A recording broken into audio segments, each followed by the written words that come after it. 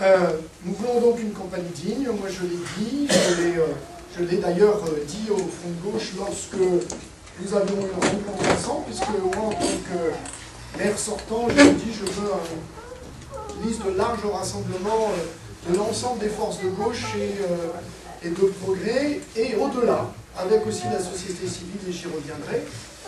C'est eux-mêmes qui avaient dit qu'ils ne souhaitaient pas de toute façon rejoindre ce rassemblement. Donc les choses sont ainsi écrites. Mais je voulais, on s'était expliqué, on avait dit la campagne devra être digne, il y avait des témoins pour ça. Nous verrons bien, en tout cas, nous ne serons évidemment pas dans la rumeur, mais dans la proposition et dans les propositions. L'équipe que j'ai le plaisir de 33 hommes et femmes qui composent la liste, vous savez qu'on est dans un système de parité, parité presque, puisque le nombre de conseillers municipaux étant impair, vous ne pouvez pas avoir la parité totale, c'est comme ça, la règle arithmétique fait que c'est comme ça. Donc c'est une liste 17 hommes, 16 femmes. Vous avez à l'intérieur à la fois des élus sortants, vous avez à la fois des militants politiques, de différents partis politiques, je voudrais le dire ici, du Parti Socialiste naturellement, militants communistes au sein du groupe des élus communistes et divers gauches. Vous avez Europe Écologie Les Verts, le mouvement républicain et citoyen et le soutien du Parti radical de gauche. Mais ce n'était pas la philosophie collective du rassemblement. Nous sommes une ville de 11 500 habitants. Nous mettons clairement, je dirais, l'étiquette politique qui est la nôtre, en tout cas pour ceux qui sont des militants.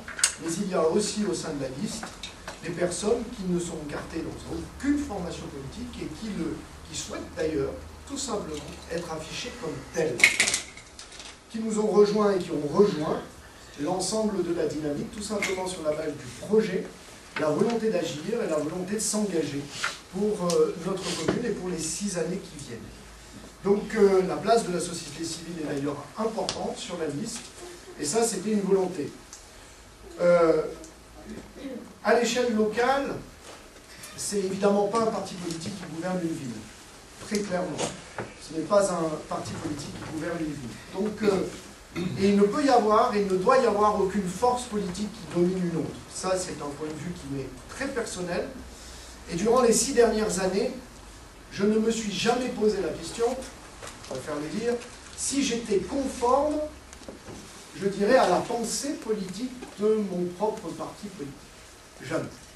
La question, c'est aussi le débat collectif, qui permet de trouver finalement la bonne façon d'avancer, mais c'est évidemment le bon sens et cette envie de s'engager collectivement. En même temps, on pourrait dire en ce moment, le Parti Socialiste n'est pas super populaire, donc on pourrait se dire, on cache l'étiquette. Moi, je n'ai pas voulu cacher l'étiquette, je ne l'ai jamais cachée, les gens savent quelle est, je dirais en tout cas, moi, je dirais ma sensibilité politique, je ne l'ai jamais cachée.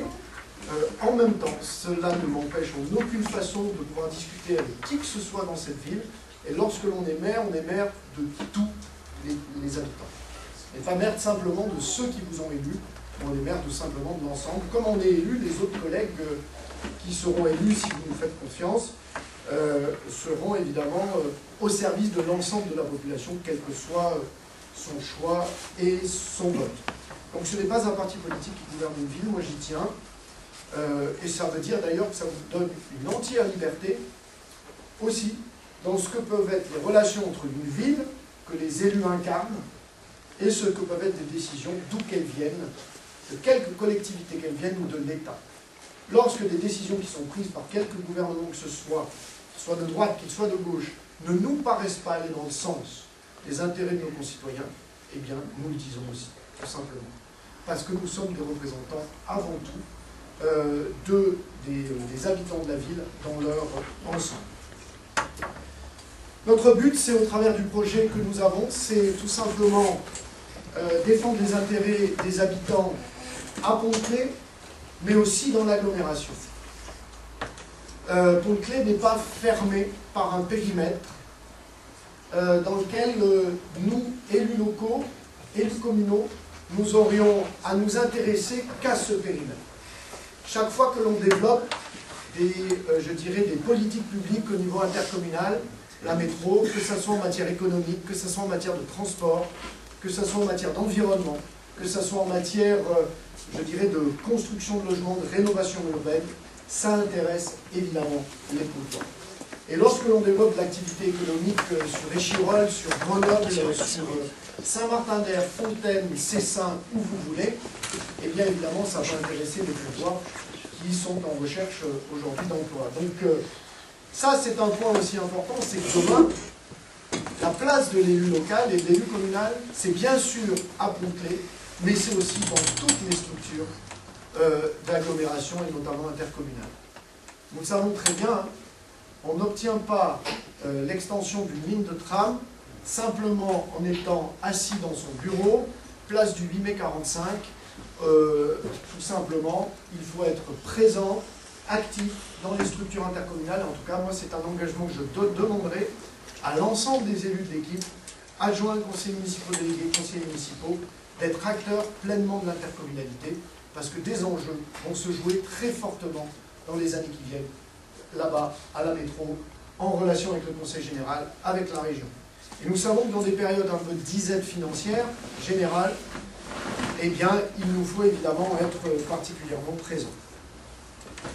La moyenne d'âge de la liste, c'est 45 ans, 55% de renouvellement, plus de la moitié, ça y est aussi, c'est une volonté, tout simplement parce que, là aussi, ça fait partie, je dirais, naturellement, de ce qu'est tout simplement une transmission, je dirais, à l'échelle communale, tout simplement des personnes plus jeunes, moins expérimentées, qui viennent et qui vont pendant ces 6 années œuvrer pour l'intérêt général. Et ce point-là est important, c'est l'intérêt général, c'est ce que nous sommes et ce que nous devons être porteurs, c'est de l'intérêt général, et pas simplement une somme d'intérêts particuliers spécifiques. C'est jamais simple, aussi à expliquer, mais je dirais, ça nous vaut aussi, nous élus, un certain nombre de discussions finalement assez, des fois assez serrées. Et oui, nous débattons, entre nous débattons, et des fois même on s'empaille un peu. Mais ça fait partie de ce qu'est la vie de groupe, hein, la vie collective. Et le rôle du maire, c'est effectivement à un moment donné de permettre ce débat, et d'ensuite de tirer ce que doit être la décision portée collectivement, qui ensuite peut s'appliquer. On me présente souvent comme étant le seul à décider dans cette collectivité. Ça arrive, vous entendez ici ou là. Moi, ça m'amuse. Il y a des débats, et l'ensemble des débats se font collectivement. Ensuite, un maire, il doit aussi savoir à un moment donné, je dirais, trancher et prendre une décision. Parce que, tout simplement, le rôle d'un maire, s'il était le même que tout autre conseiller municipal, eh bien, ça se saurait. La réalité, c'est que dans chaque mairie de France, vous avez un maire ou une maire, et c'est ainsi parce que, tout simplement, il incarne justement l'ensemble des élus du conseil municipal. Donc, je suis plutôt quelqu'un qui aime débattre, qui aime discuter, et qui, je crois, en tout cas, mais ça, il faut demander à mes collègues, qui aiment être convaincus que j'ai tort, des fois, sur un certain nombre de sujets. Et voilà, je vous rappelle d'un certain nombre de discussions pendant ce mandat, en tout cas. Donc voilà pour cette présentation un peu générale de la philosophie un peu des choses, et de la conception qu'on se fait tout simplement de l'exercice du mandat local. Moi, je l'ai dit. Je me rappelle, en 2008, on disait mais Christophe Ferrari, il est tellement ambitieux que de toute façon, Pont-Clé, c'est marchepied, ça n'intéressera pas très longtemps. Je suis vraiment désolé de les décevoir une nouvelle fois. Ma ville, j'y habite depuis 45 ans. J'ai grandi aux Arcs-en-Ciel, au Clos Dominique, à une époque, puis ensuite à Air-Soleil, près de la piscine. J'aime ma ville profondément. Je trouve que le mandat de maire et d'élu local, c'est un très bon mandat, celui de la proximité avec les habitants, mais en même temps, cette capacité à pouvoir aussi mener des politiques publiques qui sont utiles à la population, quel que soit son âge. Donc, désolé encore une fois de leur dire que, franchement, c'est bien ce mandat-là qui m'intéresse, c'est bien ce mandat communal, mais aussi ce lien avec l'intercommunalité. Bien défendre Pont-de-Claix et les intérêts des habitants de Pont-de-Claix, c'est aussi être un acteur de l'intercommunalité demain. Pour la liste, vous l'aviez vu, donc ça on passe, il n'y a pas besoin. Soit Grand, qui est en numéro 2 de la liste, président de Saint-André, présidente de club sportif, un club important de Pont-de-Claix, le club de football, qui a cette particularité, ce club, d'avoir un bureau exclusivement féminin, pour l'essentiel. Donc voilà. Santos Camon, mon premier adjoint, qui sera premier adjoint également dans le mandat qui vient, qui a beaucoup travaillé, notamment sur des questions intercommunales, au syndicat des eaux, au conservatoire de musique, mais aussi à la métro. Ensuite, Corinne Grillet, du quartier Gongalet, que vous connaissez bien, adjointe à l'éducation populaire, voilà, elle se lève la main et vous la connaissez. David 17, qui tient la Soubie, voilà, qui est pompier professionnel et qui est également adjoint au maire aujourd'hui à l'économie, à l'emploi et à l'insertion. Dolores Rodriguez, ici présente, qui est donc agent administratif, présidente des élus communistes et leader gauche de Pont-de-Claix, syndicaliste territorial. Maxime Infosi, qui est au fond, donc agent territorial, conseiller municipal délégué à la jeunesse notamment, et vice-président de syndicat intercommunal. Comme vous pouvez le voir, c'est pas le maire qui préside et qui vice-préside tous les syndicats intercommunaux où Pont-de-Claix a concrètement sa place. Là aussi, c'est un partage des responsabilités collectivement. On ne peut pas être de partout et c'est pas bon d'ailleurs. Éléonore Perrier, place du Pilier 45, qui est ici, qui représente le mouvement républicain et citoyen, qui est directrice de projet culturel et qui a depuis de nombreuses années une grosse culture sur les questions, une longue culture sur les questions justement de risque technologique. Les questions de risque technologique. En 9e, Philippe Rosière, le canton, quartier également, conseiller municipal délégué à la vie associative. Vous avez Julia Cuvillo qui est ici. Voilà, Julia, qui est descendantoise, étudiante, qui est dans la commission de finances depuis quelques années déjà. Ali Eliaoui, qui est au fond, voilà, Ali Eliaoui, informaticien, conseiller municipal délégué au développement durable, qui est également vice-président de syndicat intercommunal. Isabelle Elriveoff, qui est ici, éducatrice spécialisée,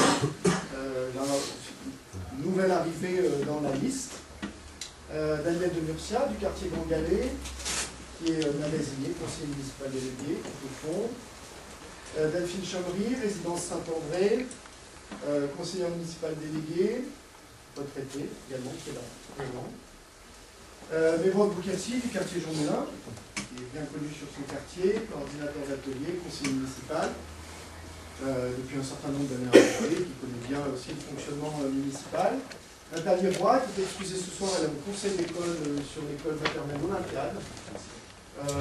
Résidence Arc-en-Ciel, qui est mandataire judiciaire et qui est conseillère municipale déléguée aux questions de handicap et d'accessibilité. Jérôme Brocard, qui est au fond, voilà, il est là, donc qui est cadre commercial, les Portes du Soleil, donc sur le centre de Pont-de-Claix, qui est également entraîneur de l'équipe senior de Liège de Pont-de-Claix, club de rugby. Chantal Bernard, qui est au fond également, les Olympiades, directrice administrative sur ce qu'on appelle les professions, groupements de coopératives sanitaires, sur les questions de réseau de santé, maison de santé, etc. Vous connaissez bien ces questions. Et l'ancienne vice-présidente du Handball Club Pontois. Michael Merat, Taillefer Marceline, qui est là. Oui, voilà, Michael. Qui est éducateur à la protection judiciaire de la jeunesse au ministère de la Justice. Nouvelle arrivée également dans l'équipe. Louise Alaïb, connue, quartier Gongalet. Coopératrice en salle blanche, qui est déléguée de parents d'élèves ici à Jean Moulin. Qui est bénévole associative. Felipe Lacruz, qui est au fond. Felipe, qui est ouvrier de production à la plateforme chimique de Pont-de-Claix, qui est syndicaliste de la chimie, qui est très impliqué et engagé dans tout ce qui se passe aujourd'hui sur la plateforme chimique. et les difficultés que connaît la plateforme, qui suit ces questions naturellement de près. Laurence Bonnet, qui est conseillère municipale sortante, qui est des Jardins Gringalet, juste à côté, qui est au fond, là-bas. Voilà. Maurice Alphonse, que vous connaissez, du quartier Gringalet, retraité, qui est aussi municipal également, en relation beaucoup avec les habitants, et notamment sur toutes les questions de voirie, l'espace public, sont des questions importantes du quotidien. Christina Gomez-Viegas, qui ne peut pas ce soir, qui travaille, qui est monitrice éducatrice, bénévole associative du quartier des Îles de Mars. Julien Dussard, que j'ai vu, qui est au fond, donc qui est pâtissier, et la résidence Saint-André. Athanasia Palambopoulos, qui est de la résidence Île de Mars, agent d'accueil, présidente de copropriété, chez Santé.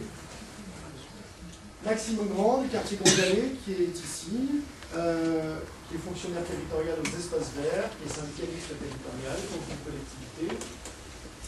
Jacqueline Paillard, qui est ici, du quartier Jean Moulin, retraité comptable, adjointe au maire en charge des finances. Michel Langlais, également du quartier Gringalet, qui est ici.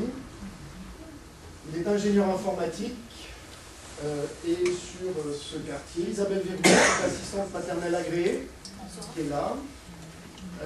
Et qui est du quartier Taillefer-Marceline, délégué de parents d'élèves, très impliqué dans les écoles, et notamment au Coteau, mais aussi sur tout le côté. Les Jules Verne aussi, mais surtout le côté. Jean Rotolo, du quartier des Saint-Antoises, qui est là, retraité, sapeur-pompier volontaire. Et docteur Noé Nicoul, médecin généraliste libéral aux Olympiades, qui ne peut pas être là ce soir. Et Jean-Jacques Quesnel, 64 ans, qui termine la liste, résidence arc-en-ciel, retraité, qui est ici, et qui est... Voilà. Voilà la liste des 33 noms qui vous sont proposés, qui seront proposés à vos suffrages le 23 mars. 23 mars, un seul tour, pas deux tours. Je rappelle, il n'y aura qu'un seul tour. Sur une liste, c'est toujours complexe à organiser. C'est bien sûr les quartiers qui sont représentés, même si chaque élu ne représente pas un seul quartier, mais tout simplement il est élu de la ville tout entière, mais bien sûr c'est aussi quelqu'un qui peut tout simplement dans son quotidien bien naturellement rencontrer à la fois les habitants de ce quartier et ceci permet aussi de faire remonter un certain nombre d'informations et en tout cas de points à corriger, à faire évoluer.